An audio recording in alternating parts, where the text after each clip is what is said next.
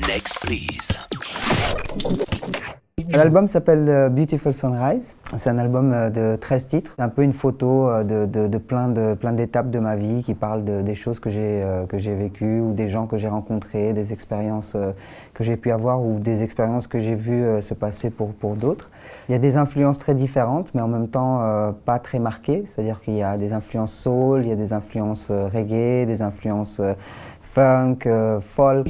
J'ai pas mal écouté à la base avec mes parents qui écoutaient de la musique Motown, donc tout ce qui est soul, de Marvin Gaye jusqu'à James Brown en funk, et puis du rock blues comme Jimi Hendrix et tout ça.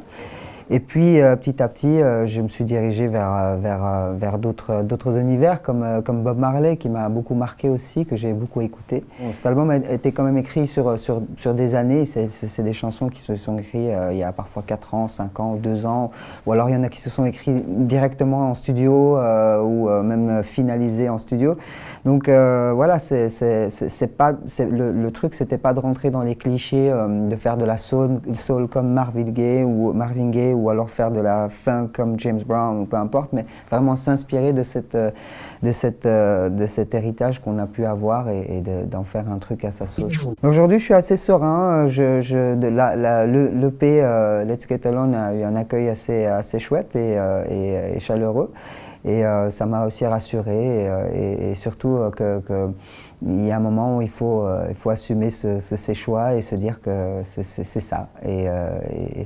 Et j'en suis fier. Un jour, j'ai eu une sorte de déclic et je me suis dit qu'à partir de moment, j'avais envie d'être positif, j'avais envie de voir les choses qui m'arrivent comme des expériences, même si elles sont peut-être négatives à la base, mais c'est des choses qui te permettent d'avancer, d'évoluer et de changer si quelque chose doit être changé. Et depuis ce jour, j'ai adopté cette politique de voir les choses avec légèreté, avec le sourire et avec une envie d'aller vers quelque chose de meilleur toujours. Et c'est pas forcément facile et c'est pas forcément, mon message n'est pas de dire que la vie n'est que belle et magnifique et il n'y a pas de problème et tout est cool et tout est rose, mais de dire que dans toutes les expériences qu'on peut avoir, on peut nous-mêmes les transformer et essayer d'en tirer des leçons et d'essayer de voir le verre à moitié plein au lieu de le voir à moitié vide.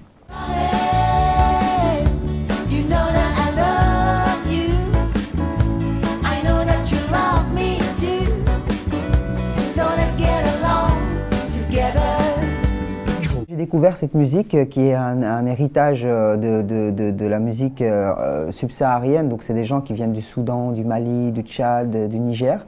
C'était des esclaves qui étaient envoyés vers une ville qui s'appelait Mogador au sud du Maroc, qui s'appelle Essaouira aujourd'hui. Et ces gens ont créé leur musique, ils ont apporté leur musique avec eux, ils ont créé des instruments avec des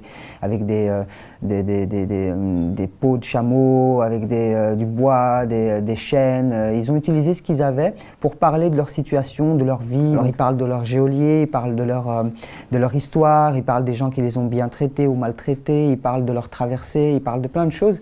Et ça m'a beaucoup touché parce que c'est extrêmement profond et c'est des histoires.